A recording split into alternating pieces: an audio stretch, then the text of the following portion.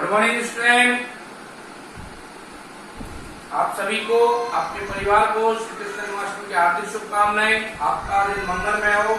और आज हम वापस से आपके लिए क्लास लेकर आए हैं, जिसमें आपको प्रॉमिस किया गया था कि अगली क्लास में आपको लेसन नंबर 1 से 5 तक का रिवीजन करवाया जाएगा। तो यहाँ हम लेसन नंबर 1 से 5 तक का रिवीजन करने वाले हैं। आज आप लोग भी व्यस्त होंगे श्री कृष्ण जन्माष्टमी के उपलक्ष्य में, और इसलिए ज्यादा समय ना लेकर आपको कुछ लेसन तो आज समझा दिए जाएंगे। बाकी जो लेसन शेष रहेंगे रिवीजन के, आपको कल अगली क्लास में आपको बताए जाएंगे। फर्स्ट लेसन है आपका न्याय, और न्याय में आपको बताया गया है न्याय किस प्रकार का कार्य है। न्याय की अगर हम बात करें तो न्याय का जो जनक था, प्रतिपादक था, वो था प्लेटो। और प्लेटो ने कहा कि अपने कार्यों को करते हुए दूसरे कार्य में कोई हस्तक्षेप ना करना ही न्याय कहलाता है। और न्याय जो है वो व्यक्ति की बहुत ही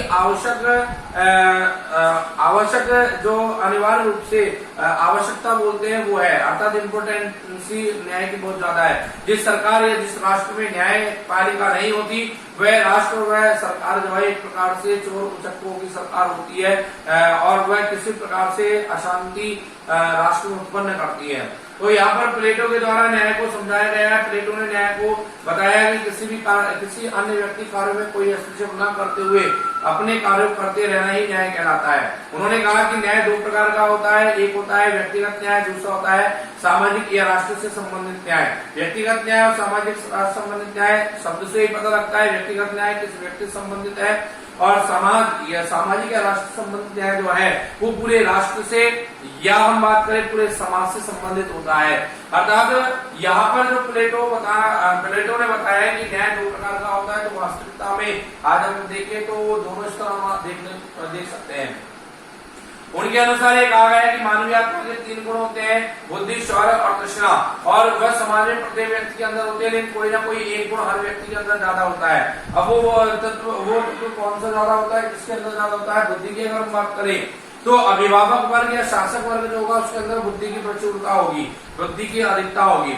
जो सैनिक वर्ग होगा, रक्षा करने वाला जो वर्ग होगा, उसके अंदर शौर्य तत्व की अधिकता होगी, जबकि विद्यार्थी वर्ग जो होगा, जो सीखने वाला जिज्ञासु वर्ग जो होगा, उसके अंदर तृष्णा तत्व की अधिकता होगी। इस प्रकार से ये बात यहाँ पर प्लेटो के द्वारा समझाई गई है। इसके बाद अरस्तु जो उनके शिष्य थे, अरस्तु ने भी न्याय का प्रतिपादन किया, और उन्होंने कहा कि व्यक्ति को उसके क्षमता और योग्यता के आधार पर कार्यों का विभाजन किया जाना चाहिए, वही न्याय कहलाएगा। अरस्तु ने भी न्याय को 2 भागों में बांटा है, वितरणात्मक न्याय, सुधारात्मक न्याय। वितरणात्मक न्याय की अगर हम बात करें, वितरणात्मक न्याय क्या है? तो वितरणात्मक न्याय है कि अपने योग्यता और क्षमता के आधार पर कार्यों का विभाजन करना वितरणात्मक न्याय है। जबकि सुधारात्मक न्याय क्या है कि सरकार के द्वारा, संविधान के द्वारा, राष्ट्र के द्वारा जो भी अधिकार और स्वतंत्रताएं हमें दी गई है, उन अधिकार और स्वतंत्रताओं की रक्षा करना, यही सुधारात्मक न्याय है। इस प्रकार से प्रारंभिक काल में अरस्तु और प्लेटो के द्वारा न्याय को प्रतिपादित किया गया, परिभाषित किया गया। अब मध्यकाल की बात करें तो संत ऑगस्टाइन, थॉमस एक्विनास ने न्याय को प्रतिपादित किया, और उन्होंने कहा कि जिन राष्ट्रों में या जिन सरकारों में न्यायपालिका नहीं होती, न्याय की प्रक्रिया नहीं होती, वह निश्चित रूप से चोर उचक्कों की सरकार होती है। वहाँ अंधेरी नागरिक चौपट राजा जैसा काम होता है, अर्थात किसी प्रकार से वहाँ पर कानून व्यवस्था स्थापित हो ही नहीं सकती। कानून व्यवस्था स्थापित करने के लिए, शांति स्थापित करने के लिए किसी भी राष्ट्र सरकार में न्यायपालिका का होना बहुत जरूरी होता है। इसके बाद आता है कि आधुनिक काल में जॉन रॉल्स जेरेमी बेंथम ने अपने कई सिद्धांतों के माध्यम से न्याय को प्रतिपादित करने का प्रयास किया। जैसे अधिकतम सुख वाला जो टॉपिक है वो जेरेमी बेंथम के द्वारा, और अज्ञानता के पर्दे का जो सिद्धांत है जॉन रॉल्स के द्वारा प्रतिपादित किया गया। तो इन माध्यमों से अगर हम न्याय की बात करें तो न्याय को स्थापित करने की बात कही गई है। आम जीवन में न्याय विभिन्न प्रकार के होते हैं, जैसे आर्थिक न्याय होता है, सामाजिक न्याय होता है, राजनीतिक न्याय होता है, नैतिक न्याय होता है। बहुत सारे प्रकार के न्याय की अवस्था यहाँ पर बताई गई है, जो आपने लेसन में पहले पढ़ी थी। डिटेल आपके पास सेंड कर दी गई है, आपको बता दिया गया है। इसके बाद सेकंड लेसन है आपके शक्ति, सत्ता, वैधता। तो शक्ति, सत्ता, वैधता की बात करें तो जैसे न्याय एक प्रमुख विचारधारा है, ठीक उसी प्रकार से ये तीनों भी एक प्रमुख विचारधारा है। शक्ति की अगर हम बात करें, शक्ति क्या है? तो व्यक्ति की मानसिक क्रियाओं पर नियंत्रण करने की जो प्रक्रिया होगी, उसी को हम शक्ति का नाम देंगे। और सत्ता क्या है? सत्ता है किसी व्यक्ति, संस्था आदेश नियमों की स्वेच्छा से पालना करने का जो कार्य होता है वो सत्ता कहलाता है। और तीसरा यहाँ पर आता है आपके वैधता। वैधता क्या है?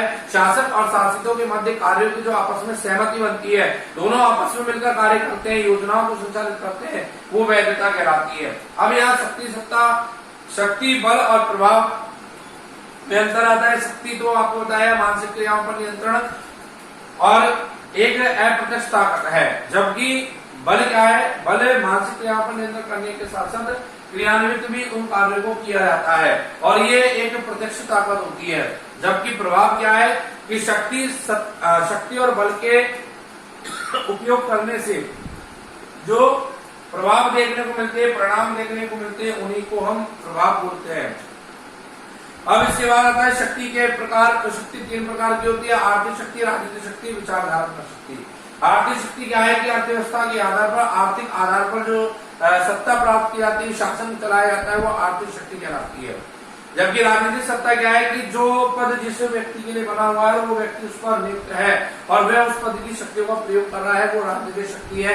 विचारधारात्मक शक्ति क्या है? विचारधारात्मक शक्ति है किसी व्यक्ति के विचारों से प्रभावित होकर अपना जीवन यापन करना, ये विचारधारात्मक शक्ति है। जैसे महात्मा गांधी ने कहा था कि हमें हिंसा नहीं करनी चाहिए, आज हम उन्हीं के विचारों का अनुसरण कर रहे हैं, उन्हीं के विचारों को मान रहे हैं, यानी विचारधारात्मक शक्ति है।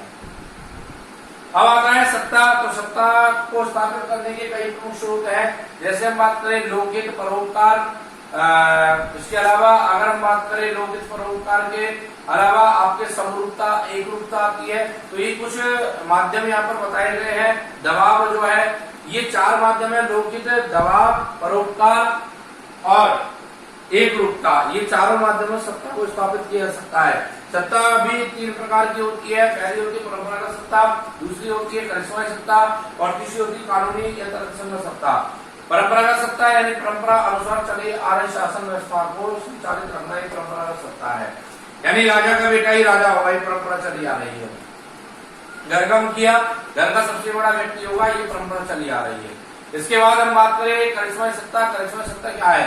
तो करिश्माई सत्ता एक ऐसी सत्ता है, एक ऐसी शासन व्यवस्था है जब कोई व्यक्ति अपने अपेक्षाओं से अधिक, कोई शासक अपेक्षाओं से अधिक हमें सकारात्मक परिणाम देता है, हमें सकारात्मक परिणाम देखने को मिलते हैं, तो यही करिश्माई सत्ता कहलाती है। जबकि कानूनी तर्कसंगत सत्ता क्या है? कानूनी तर्कसंगत सत्ता का अर्थ होता है कि जो पद जिस व्यक्ति के लिए बना हुआ है और वह योग्य व्यक्ति उस पद पर नियुक्त हो जाता है और उस पद की शक्तियों का प्रयोग केवल वही व्यक्ति कर सकता है, अन्य व्यक्ति नहीं कर सकता, उसको कानूनी सत्ता कहते हैं। जैसे एक कलेक्टर के पद की जो शक्तियां हैं उसका प्रयोग एक कलेक्टर ही कर सकता है, एक पुलिस वाला नहीं कर सकता, एक डॉक्टर नहीं कर सकता, ये कानूनी सत्ता कहलाती है। अब हम तीनों के संबंधों की बात करें तो तीनों का संबंध बहुत गहरा संबंध है, अर्थात शक्ति, सत्ता, वैधता तीनों आपस में जुड़े हुए हैं, इनके बिना एक दूसरे का अस्तित्व नहीं है। अर्थात जहाँ पर शक्ति होगी वहीं पर सत्ता कायम की सकती है, वहीं पर जनता या शासन जो है वो नियम कानूनों को लिए बाध्य किया सकते हैं। जहाँ सत्ता होगी वहीं शक्ति का प्रयोग किया जाएगा। तो ये आपस में एक दूसरे जुड़े हुए विचारधाराएं हैं और तीनों विचारधाराएं आपस में जुड़े होने के कारण एक दूसरे का अस्तित्व एक दूसरे के कारण ही बना हुआ है। थर्ड लेसन है आपके धर्म। धर्म की अगर हम बात करें तो धर्म देखिए, धर्म विभिन्न भाषाओं के आधार पर यहाँ पर बताया गया आपको पहले कि धर्म 3 भाषाओं के आधार पर है। जैसे हम बात करते हैं हिंदी भाषा के अनुसार, हिंदी भाषा के अनुसार धर्म का अर्थ है स्वयं को जानना, यानी स्वयं को जानना। स्वयं को जानने का मतलब है कि स्वयं के अंदर जो ईश्वर का वास माना गया, ईश्वर का अंश माना गया है, उस अंश को पहचानना, उस प्रकार की अवस्थाओं को पहचानना और अपने अंदर जो नैतिक तत्व है, दया, करुणा, परोपकार आदि जो तत्व है, इनको स्वीकार करना, ये धर्म कहलाता है। अगर अंग्रेजी की हम बात करें, अंग्रेजी भाषा में एक शब्द का प्रयोग किया जाता है रिलीजन। रिलीजन का मतलब होता है आस्था, यानी कि किसी भी कार्य के प्रति, किसी व्यक्ति के प्रति या किसी भी क्षेत्र के प्रति जब हम आस्था रखते हैं वही हमारे लिए धर्म बन जाता है, अर्थात हमारा उद्देश्य बन जाता है उस कार्य, उस क्षेत्र, उस व्यक्ति की रक्षा करना। और संस्कृत भाषा के अनुसार अगर बात करें तो संस्कृत भाषा में एक शब्द होता है धारणा, जो ग्रह घात से बना है और धारणा का मतलब होता है धारण करना, यानी कि किसी भी पूजा पद्धति को, किसी भी कार्य को, किसी व्यवस्था को, किसी प्रक्रिया को जब हम धारण करते हैं, स्वीकार कर लेते हैं और अपने जीवन में उसका अनुसरण जब हम करते हैं तो वही प्रक्रिया आपके लिए धर्म बन जाती है। यानी कि तीनों भाषाओं के आधार पर यहाँ पर धर्म को बताया गया है और इसका मूल सारांश जो निकल कर आता है धर्म का, वो यही मूल सारांश निकल के आता है कि हम अपने जीवन काल में नैतिक तत्वों, मानवीय तत्वों जैसे दया, परोपकार, करुणा, अहिंसा, सत्य आदि इन तत्वों का को अपनाएं, उनका अनुसरण करें और उनका अनुसरण करने के साथ ही अपना जीवन यापन करें। तो ये बहुत सारी चीजें यहाँ पर धर्म से संबंधित यहाँ पर बताई गई है। और भी धर्म से संबंधित बातें और आगे दो लेसन है वो आपको कल अगली क्लास में बताए जाएंगे। पहले इन 5 लेसनों का अच्छे से रिवीजन होगा, उसके बाद आपको अगला लेसन पढ़ाया जाएगा। तो आपके यहाँ लेसन नंबर 1 और 2 का रिवीजन करवा दिया गया, इनके जो पिक है वो आपको पहले ही सेट कर दिए गए। आगे जो थर्ड लेसन है इसका विस्तार से केवल समरी समझाइए आपको थर्ड लेसन की धर्म की जो विस्तारित रूप है वो आपको कल वाली क्लास में आपको समझाया जाएगा। आज आप कृष्ण जन्मोत्सव का आनंद ले, हर्षोल्लास के साथ इसको सेलिब्रेट करें, अपनी फैमिली के साथ इसको सेलिब्रेट करें। और हमारा ये कहना है कि आप लोग इसी प्रकार से अच्छे से क्लासों को लेते रहे, वीडियो क्लासेस के माध्यम से आप अपने स्टडी को कंटिन्यू बनाए रखें। एक बार पुनः मैं आपको और आपके परिवार को कृष्ण जन्मोत्सव की हार्दिक शुभकामनाएं देना चाहूंगा। और जो आपको डेली कहा जाता है कि आप घर पर रहे, सुरक्षित रहे, अपने परिवार का ध्यान रखें, तो निश्चित रूप से आप ऐसा कर रहे होंगे और आपको करना भी चाहिए, जिससे एक ऐसा समय आएगा कि कोरोना हार जाएगा और हम जीत जाएंगे। वापस हमारा जो जीवन है वो निरंतर पहले की तरह संचालित होने लग जाएगा। आगे की बातें बेटा अगली क्लास में करेंगे, तब तक के लिए आप इंतजार कीजिए। Okay, thanks for the day.